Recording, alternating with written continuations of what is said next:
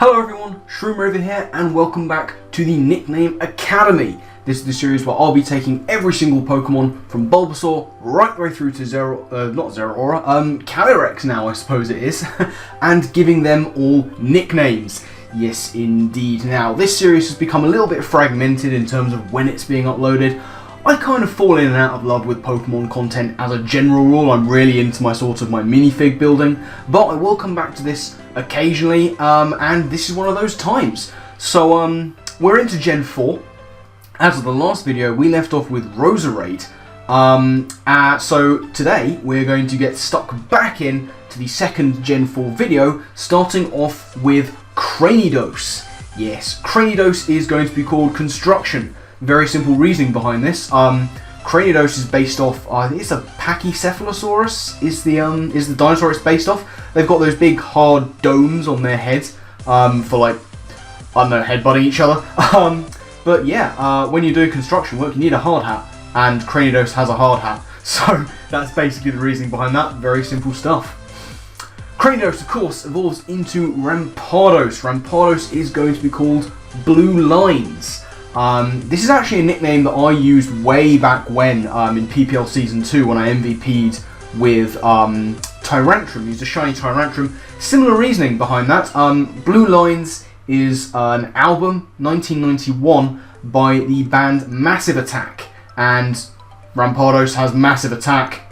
It's basically the reason behind that. It's got like one of the highest non-legendary Pokemon attacks. That's like 160 or something ridiculous like that. But yeah, it's got Massive Attack. Rampardos has blue lines in its colouring, so it seemed fitting to call Rampardos Blue Lines. Next up we have the other fossil line from this generation, starting with Shieldon. Shieldon is going to be called Impenetrable. Very simple reasoning once again behind this. It's got that big shield face, and you know, when you're wielding a shield, when your shield is effectively on, it's an impenetrable barrier. So yeah, shield on, impenetrable, done. Next up we have Bastiodon. Bastiodon is going to be called Phalanx, which is like a sort of, it's the old military sort of formation. And in the Pokédex, it says of Bastiodon, when they lined up side by side, no foe could break through, which is what a Phalanx, in terms of military, is supposed to achieve. An impenetrable barrier that nothing can break through. So there we go, Bastiodon lining up has that effect in the Dex, so that's why it's going to be called Phalanx. So after Phalanx, after Bastiodon we have Burmy, and Burmy is going to be called Anti-Edna.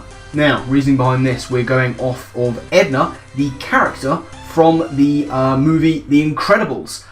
She's got this big thing that she says to Mr. Incredible when he's getting his new suit and he wants a cape, and she's like, no capes! Because of people getting like sucked into jet engines and stuff like that with capes. So she's very anti-cape, and in the Pokédex about Burmy it says it somehow always ends up with a cloak, which is kind of like a cape. So it always has one, whereas she says never to have one, so he's the anti-Edna. And my radiator is making very weird noises. You stop that. So yes, Burmy, anti-Edna. Lovely. One of Burmy's evolutionary lines goes to Wormadam. Wormadam is going to be called Finch, named basically after the theory of Darwin's adaptive radiation, I think it is. It was an evolutionary theory, Darwin's adaptive radiation, which basically meant that the features of a creature depend on where they evolved.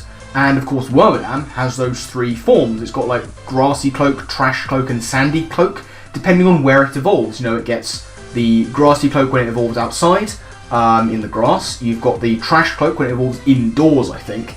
And you've got the sandy cloak, it evolves like in a cave or desert area. So yeah, it evolves with different features depending on where that happens, which is basically Darwin's theory of adaptive radiation. So finches were the animal he used for that. It's in a lot of textbooks, is this picture of loads of different types of finch and their different beaks depending on where they evolve for what they eat. Finches were the animal that he used to identify that. So Wormadam is going to be called Finch, named after that. Excuse me. The other one that Burmy can evolve into is of course Mothim. Mothim is going to be called GSHOWITT. I think I'm saying that right. GSHOWITT. GSHOWITT. Now, who or what is GSHOWITT? Well, GSHOWITT is the creator of something called the Honey Heist RPG. It's a kind of, it's a sort of tabletop role-playing game module which involves, I think it's a bunch of bears stealing honey. I think Critical Role did it a little while ago. But yes, why is he called that? Well, in the Pokédex it says of Mothin that it steals honey from comb bee hives. So it takes part in its own honey heist, which is why we're going to name it after the creator of the Honey Heist RPG, GSHOWITT. Lovely. Speaking of Combee, Combee is actually next up in the Dex, and Combee is going to be named ARETHA, after Aretha Franklin and her song Respect, because in this household, we respect bees. Very important. It's kind of a meme in and of itself now, respect bees. But we respect bees, we like bees, and Aretha Franklin had the song Respect, so Combee's going to be named after her. Combee, ARETHA. Lovely. Combee's evolution is Vespiquen, and Vespiquen is also going to be named after someone, in this case a fictional someone. Regina is going to be the name, named after Regina George from Mean Girls. What a movie Mean Girls is, I quote it far too much, but there is a Mean Girls quote for every single situation in life, I firmly believe that. But Vespiquen is going to be called Regina George, because in Mean Girls, she is like the queen bee of the high school that they're in, or whatever, the college, I don't know. But yeah, she is the queen bee, she is like the big cheese, as it were. And, you know, Vespiquen is a queen bee. You know, it's very simple. Vespiquen is Regina. Done. Next up, after Vespiquen, we have Pachirisu. Pachirisu is going to be called DINORWIG. Now, I don't know if I'm pronouncing that right. DINORWIG. It's on the screen, you know how it's spelled. But what is this place? Well, I'm going to say DINORWIG. I don't know if that's how it's pronounced, but it is a power station. It is a power station in the Snowdonia National Park, and it's also known as the Electric Mountain, because, you know, it's a power station in a sort of mountainous area known as the Electric Mountain.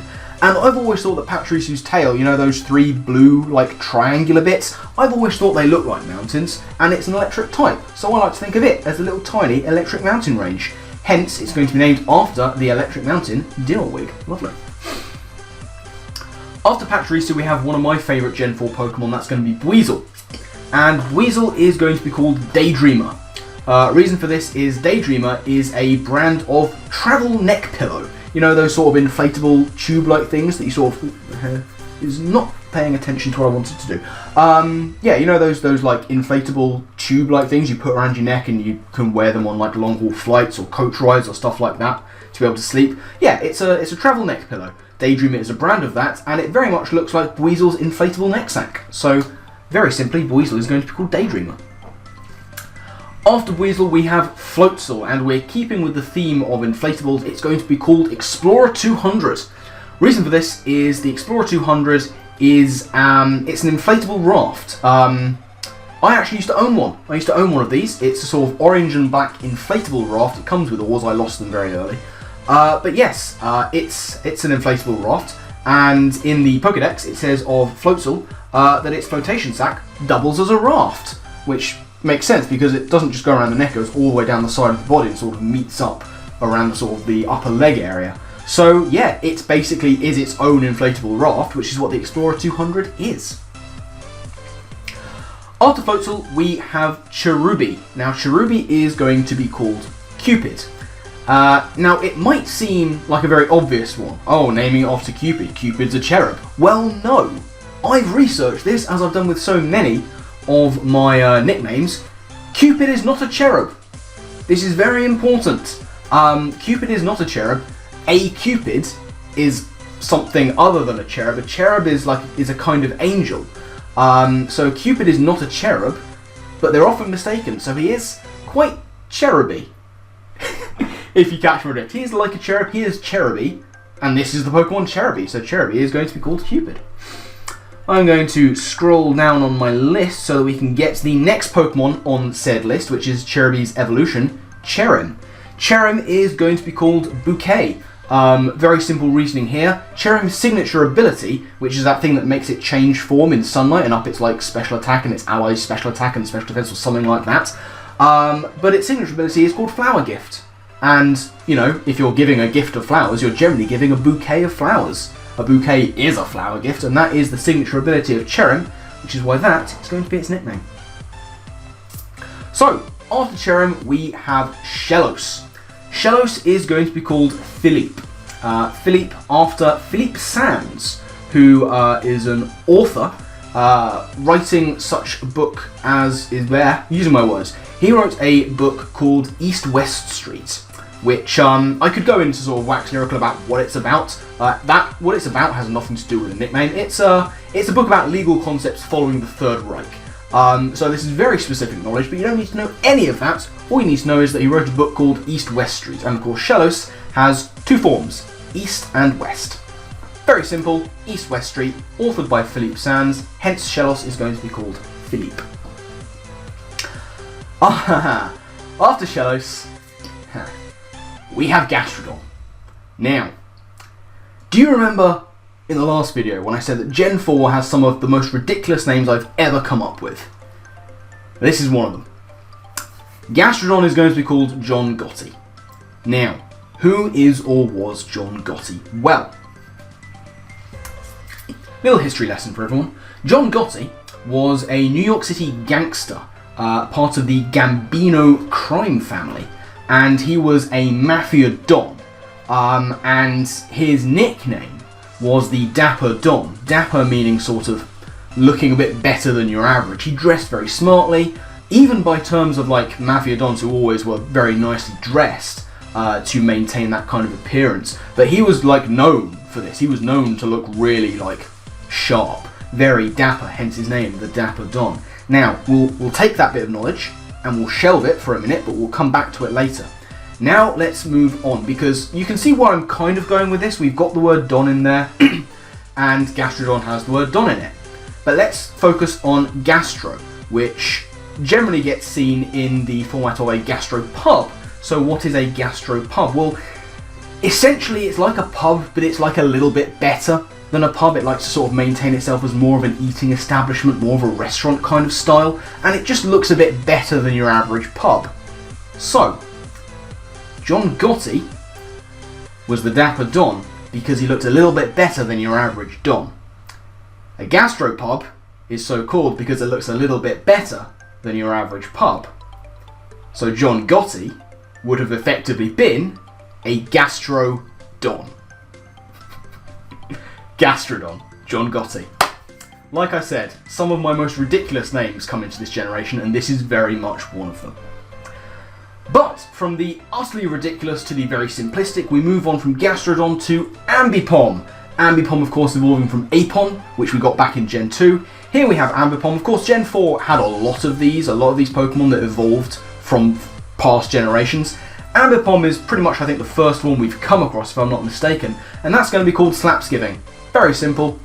It has big hands on its tail and it slaps things, and I sort of came up with this after watching How I Met Your Mother, where they turned Thanksgiving into SLAPSGIVING because of the whole slap bet thing that Marshall made with Barney.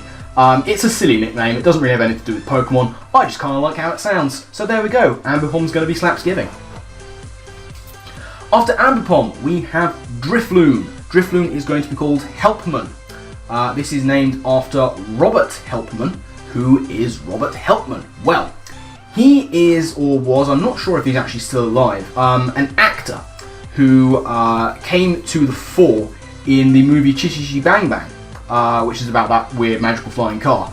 And he played the child catcher in that, who was this nasty villain with a big long nose and a big black hat, who went round stealing children and putting them in a big cage on the back of his cart or something. It was really weird and kind of scarring if you were a young child watching this.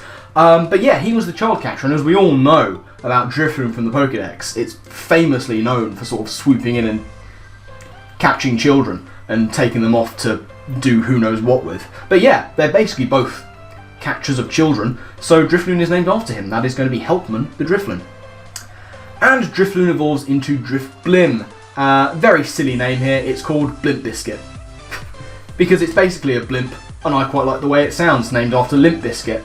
Drifloon has nothing to do with Limp Bizkit, but I think I just nicknamed it Blimp Bizkit once because I didn't have a nickname. I was like, actually, I quite like how that sounds. So I've always named it Blimp Bizkit after that, so there we go. Drifblim, Blimp Bizkit, done.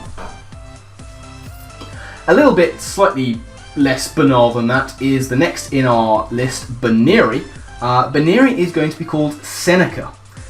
Reason for this is it's named after Seneca Ghost Bread, which from some research is a sort of a Native American crisp bread. Seneca Ghost Bread. But what's that got to do with Baneri? Anything to do with Baneri? Well, if we take Baneri's name and we split it into its two parts, you get bun and you get eerie. Eerie meaning sort of scary, like a ghost, and a bun being a type of bread. Ghost bread, eerie bun, Baneri. Seneca, done. Final Pokemon we're going to cover in this video is the evolution of Baneri. That's going to be Lopunny. Lopunny is going to be called Sarcasm. I've always called my Lopunnies Sarcasm. I used to think it was pronounced Lopunny, which I guess it can, and this actually works quite nicely with this nickname because there is a saying which is that sarcasm, our nickname here, is the lowest form of wit, which would make it a low-brow pun. A low pun. Low punny. Lopunny. Done. Sarcasm. Lovely. And that's going to work for the Mega as well. There's not much change really as you move from Lopunny, one of the least used and not particularly good Pokemon, going to one of the most brutal and terrifying offensive Megas that's ever existed. So yeah, Lopunny is going to be called Sarcasm. And that is going to be where we end off this episode of the Nickname Academy. So thank you all very much for watching. I do hope that you enjoyed. Remember to let me know the nicknames that you use for these Pokemon down in the comment section below. I always love hearing about the nicknames that you guys are coming up with. It gives me great joy to hear about all your wild and wacky and crazy ideas for nicknames. And it's important to do that because remember, every Pokemon deserves a nickname, so make sure you give them one. But I'm going to get out of here. I've rambled on far too long as always, so my final thank you to you all for watching. I guess with that, I'll see you next time. Laters.